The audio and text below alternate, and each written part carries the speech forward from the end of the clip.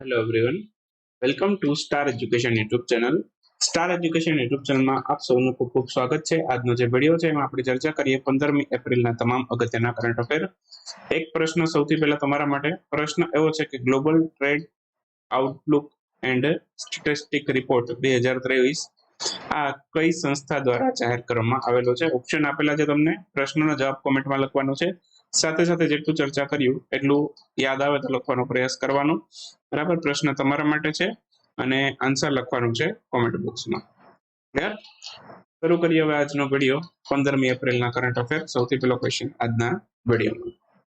હાલમાં જ કયા રાજ્યની સરકારે મહિલા નિધિ અથવા તો આને મહિલા સહકારી નિધિ પણ કહેવાય છે, આ યોજના મહિલાઓને લોન આપવાના સંદર્ભમાં શરૂ કરવામાં આવી છે? ખાલી કહેવાનું એટલું છે કે કયા રાજ્યે શરૂ કરી છે.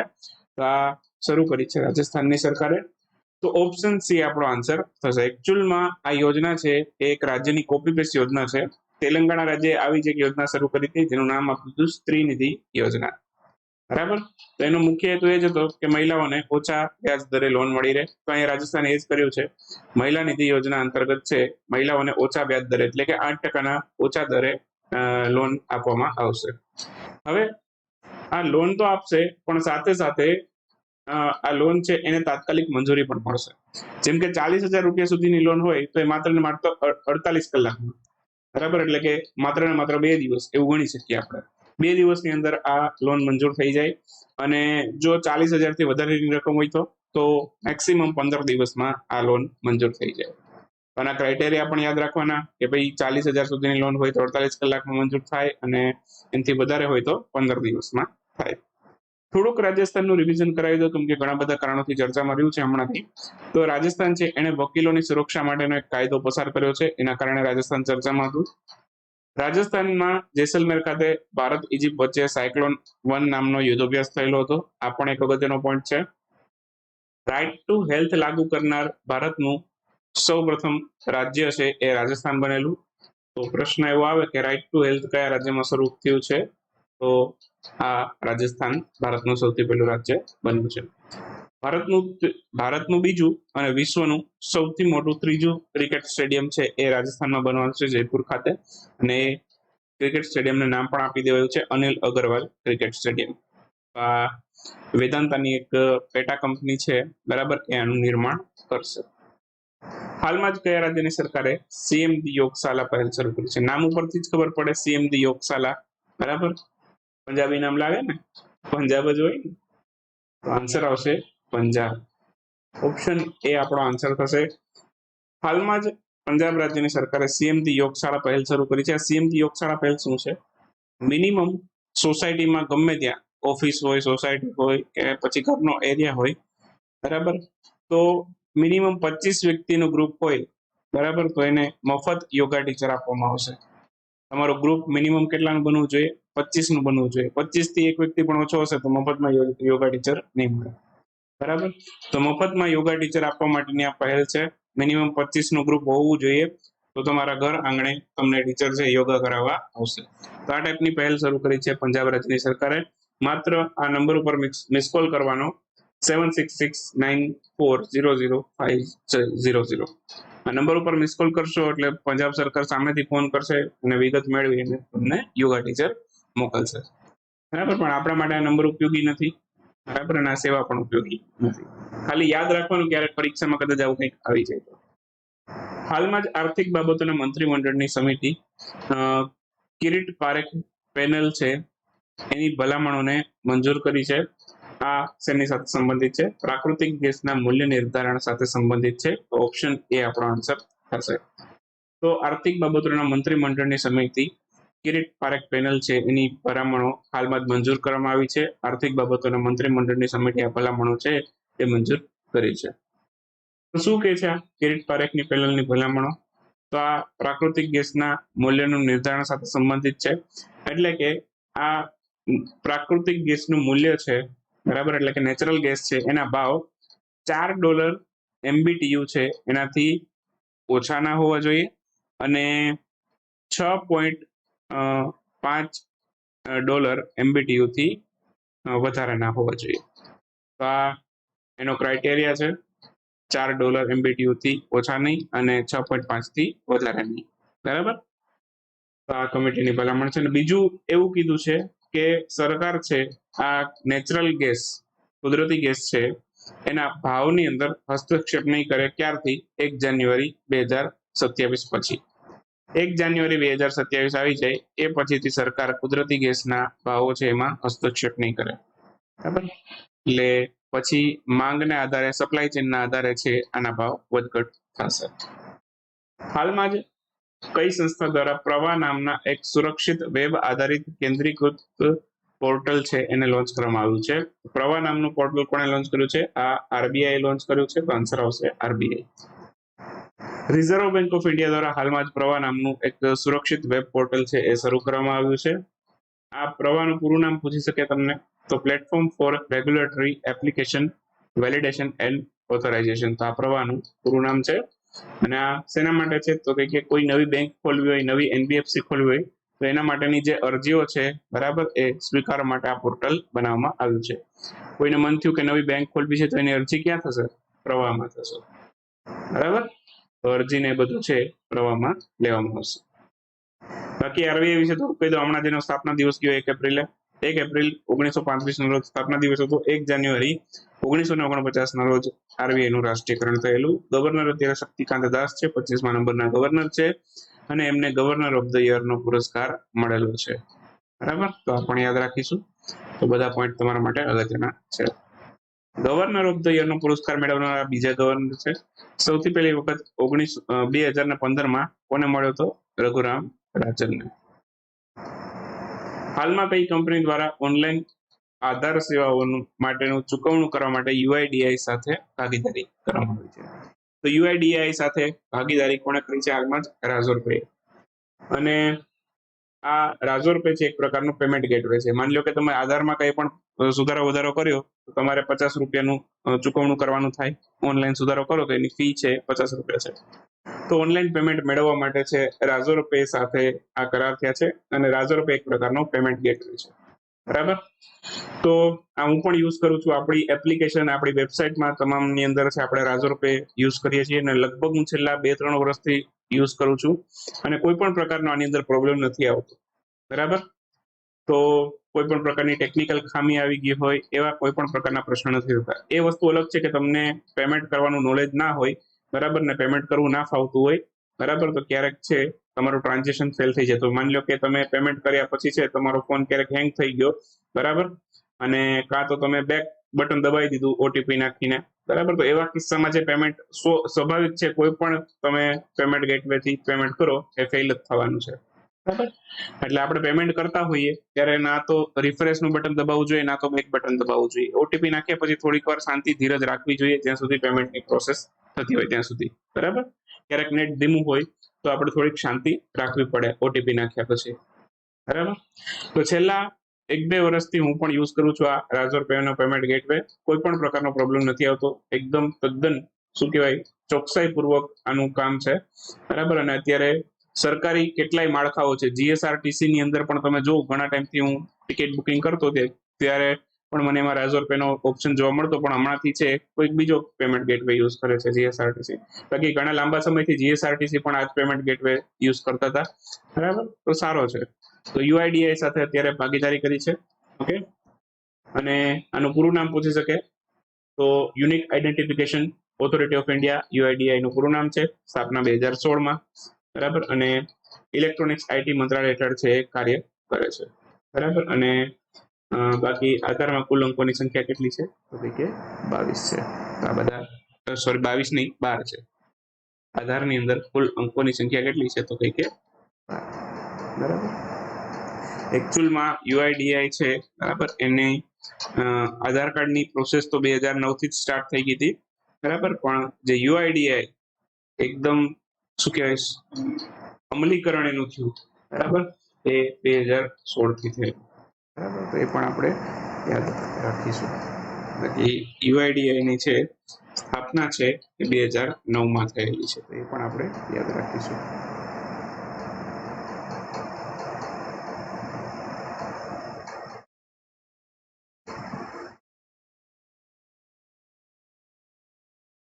એના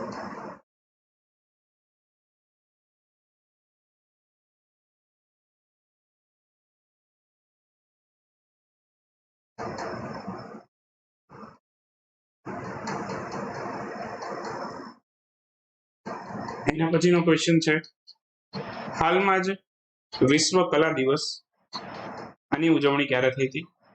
તો વિશ્વ કલા દિવસ છે આની ઉજવણી 15મી એપ્રિલ એટલે કે આજે છે. ઓપ્શન સી આપણો આન્સર થશે. અહીંયા એક કરેક્શન કરી જ લેજો, અહીંયા 2009 આવશે, 2016 ની. તો ખાસ ધ્યાન રાખજો, યુઆઈડીએ ની સ્થાપના છે 2009 માં. બરાબર.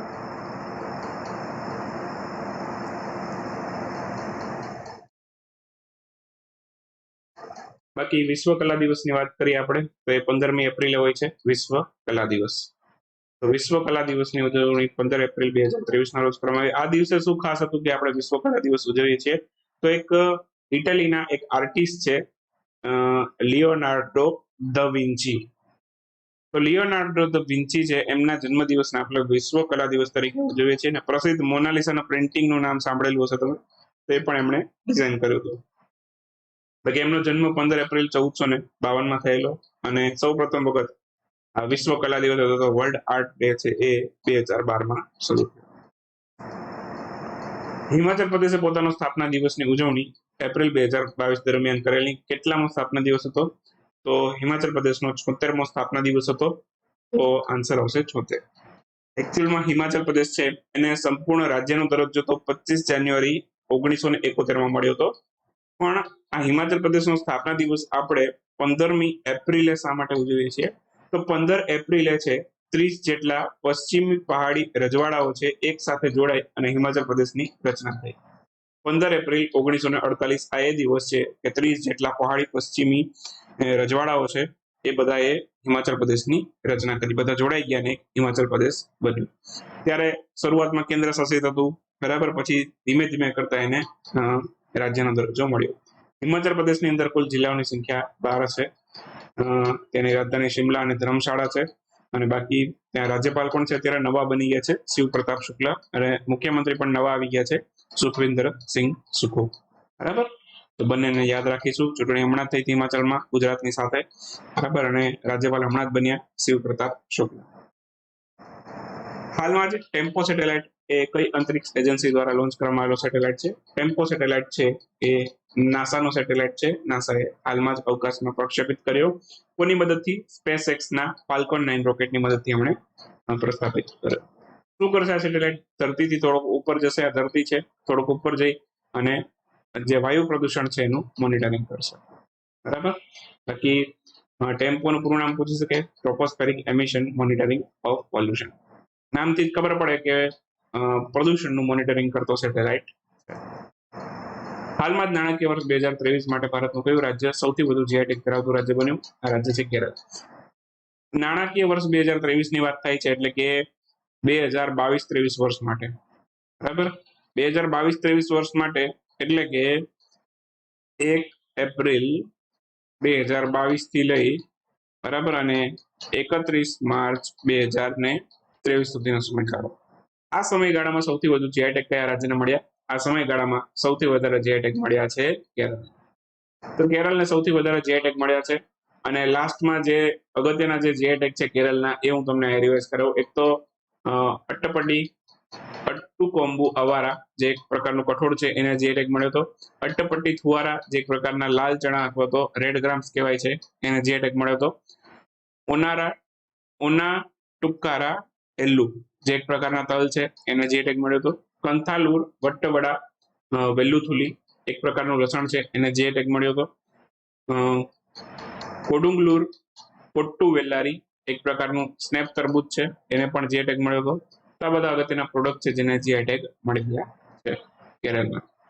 અને 2022માં સૌથી વધારે કેરળને મળ્યા છે 2022-23 એટલે કે નાણાકીય વર્ષ 2023.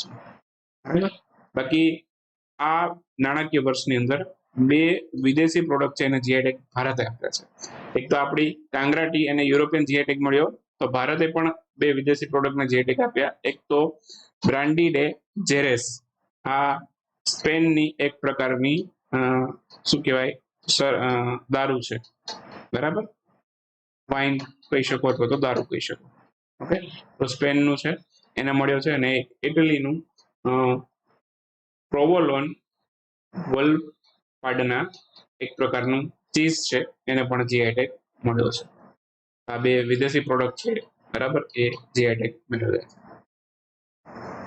માર્ચ 2023 માટે ICC player of the month પુરસ્કાર પુરુષો માટે કોને મળ્યો છે? પુરુષો માટે મળ્યો છે સાકિબ અલ હસનને, બાંગ્લાદેશના ખેલાડી છે. તો સાકિબ અલ હસન છે બાંગ્લાદેશના ખેલાડી છે, જેને ICC player of the month પુરુષ માટે મળ્યો છે. બાકી થોડાક તમને જૂના હું 5-6 ICC player of the month અહીંયા તમને હું સપ્ટેમ્બર 22 સુધીના રિવાઇઝ કરાવું છું. આમાંથી તમારા પ્રશ્ન આવી જશે, તો તમારે જૂનો કોઈ પણ વિડીયો જોવાની જરૂર નથી ICC player of the month માટે. અહીં તમારા બધા જ ICC player of the month આવી જશે. કેમ કે માર્ચમાં હમણાં જ સાકિબ અલ હસનને મળ્યો, બાંગ્લાદેશના છે. એની પહેલા ફેબ્રુઆરીમાં હેરી બ્રુકને મળ્યો હતો. હેરી બ્રુકને ડિસેમ્બર 22માં પણ મળ્યો હતો, બરાબર. પછી હેરી બ્રુક છે ઇંગ્લેન્ડના ખેલાડી છે. જાન્યુઆરી 2023 માટે શુભમન ગિલને મળ્યો હતો, ભારતના ખેલાડી છે. જોસ બટલરને નવેમ્બર 22માં મળ્યો હતો, ઇંગ્લેન્ડના ખેલાડી. ઓક્ટોબરમાં વિરાટ કોહલીને મળ્યો હતો, એ ભારતના ખેલાડી. અને મોહમ્મદ રિઝવાન પાકિસ્તાનના ખેલાડી એમને સપ્ટેમ્બરમાં મળ્યો હતો. સૌથી પહેલો ICC player of the month એ મળ્યો ઋષભ પંતને, જે કાર એક્સિડન્ટમાં ગંભીર રીતે ઈજાગ્રસ્ત થઈ ગયા. તો ઋષભ પંત છે એને જાન્યુઆરી 2021માં સૌથી પહેલો ICC player of the month મળ્યો હતો. મહિલાઓ માટેનો ICC player of the month પુરસ્કાર માર્ચ 2023 માટે હેનરીએટ ઇશિમોવે છે એમને આપવામાં આવ્યો છે. આ કયા દેશના છે? એ રવાન્ડાના છે. ઓપ્શન બી આપણો આન્સર થશે. હાલમાં જ હેનરીએટ ઇશિમોવે છે, અહીં તમે જોવો છો, એમને માર્ચ 2023 માટે મળ્યો છે. ફેબ્રુઆરી 23માં એશલે ગાર્ડનરને મળ્યો હતો, ઓસ્ટ્રેલિયાના ખેલાડી. જાન્યુઆરી 23માં ગ્રેસ સ્ક્રીવન્સને મળ્યો હતો, ઇંગ્લેન્ડના ખેલાડી. પછી ડિસેમ્બરમાં પણ એશલે ગાર્ડનરને મળ્યો હતો. નવેમ્બરમાં મળ્યો હતો સિદ્રા આમેનને, પાકિસ્તાનના ખેલાડી. નિદાદાર પાકિસ્તાનના ખેલાડી, એમને ઓક્ટોબરમાં મળ્યો હતો. હરમનપ્રીત કૌરને મળ્યો હતો સપ્ટેમ્બરમાં. બાકી શુભનીમ ઇસ્માઇલ સાઉથ આફ્રિકાના ખેલાડી, એ જાન્યુઆરી 2021માં સૌથી પહેલો ICC player of the month મેળવનાર મહિલા હતા, બરાબર. તો આ બધા ખાસ અગત્યના પોઈન્ટ છે, માંથી પ્રશ્ન આવી શકે છે. ચર્ચામાં રહેલું નાગરાજ થીરા શું છે? બહુ જ અગત્યનો પ્રશ્ન, જીપીએસસી વાળા કાઢે એવો, બરાબર. હસમુખભાઈ આપણા છે કાઢે એના જેવો પ્રશ્ન છે. તો નાગરાજ થીરા શું છે? આ નાગરાજ થીરા આ તમને ઓપ્શન માંથી સિલેક્ટ કરવાનું કીધું છે. એન્ટી ટેન્ક બેલેસ્ટિક મિસાઇલ છે, લડાકુ વિમાન છે, નૃત્ય છે, કે પછી ભગવાન શિવનું મંદિર છે? ચલો એક પોઈન્ટ ઉપરથી ખાલી વિચારીને કે આનો શું જવાબ લાગે તમને, બરાબર. જોઈને એવું લાગે કે મિસાઇલ હશે, લડાકુ વિમાન હશે, પણ એવું નથી. આ એક પ્રકારનું નૃત્ય છે, બરાબર. તો નાગરાજ થીરા છે એક પ્રકારનું નૃત્ય છે જે કેરળમાં થાય છે. કેરળનું આનુષ્ઠાનિક નૃત્ય છે. કોઝિકોડ જિલ્લાની અંદર છે શ્રી મુચિલોટ્ટુ મંદિર છે, ત્યાં આ નૃત્ય હાલમાં કરવામાં આવ્યું હતું, જેના કારણે ચર્ચામાં છે. આ નૃત્ય છે એને થયામ થીરા નામથી પણ ઓળખવામાં આવે છે. તો ક્યારેક નાગરાજ થીરા ના જોવા મળે, થયામ થીરા જોવા મળે, ધ્યાન રાખવું, બરાબર. તમે એમ કહેશો તમે તો નાગરાજ થીરા જ કીધું હતું, બરાબર, પણ મેં કીધું હતું કે થયામ થીરા પણ કહેવાય આને. પરીક્ષામાં થયામ થીરા થઈને આવે તો ધ્યાન રાખવાનું, બરાબર. બાકી આપણી એન્ડ્રોઈડ એપ્લિકેશન છે, કોર્સ બાય કરી શકો છો, બરાબર. 365 રૂપિયાની વેલિડિટી તમને માત્ર ને માત્ર 365 રૂપિયામાં 365 દિવસની વેલિડિટી મળે છે. એક દિવસના કરંટ અફેર માત્ર તમને 1 રૂપિયામાં પડે છે. જેમને ઈચ્છા છે 1 વર્ષ માટે મારી સાથે જોડાઈ શકે છે, કરંટ અફેરનો કોર્સ લઈ શકે છે, બરાબર. તો વેબસાઇટમાં છે બધી જ ફેસિલિટી છે, stareducation.net.in, અને સેમ ફેસિલિટી આપણે એન્ડ્રોઈડ એપ્લિકેશનમાં પણ આપીએ છીએ, બરાબર. તો તમને ઈચ્છા હોય તો મોટી સ્ક્રીનમાં જુઓ, તમારી પાસે લેપટોપ ડેસ્કટોપ છે તો મોટી સ્ક્રીનના વિડીયો જુઓ, લેપટોપ ડેસ્કટોપ નથી તો એપ્લિકેશનમાં જુઓ, ફોનમાં જુઓ, તોય પ્રોબ્લેમ નથી, બરાબર. જેમાં મજા આવે એમાં જોવાનું, બરાબર ને. તો મળીએ નેક્સ્ટ વિડીયોમાં નવા કરંટ અફેર સાથે. ત્યાં સુધી રજા લઈએ. આવજો, બાય બાય, ગુડ નાઇટ, શુભરાત્રી. Thank you for watching education.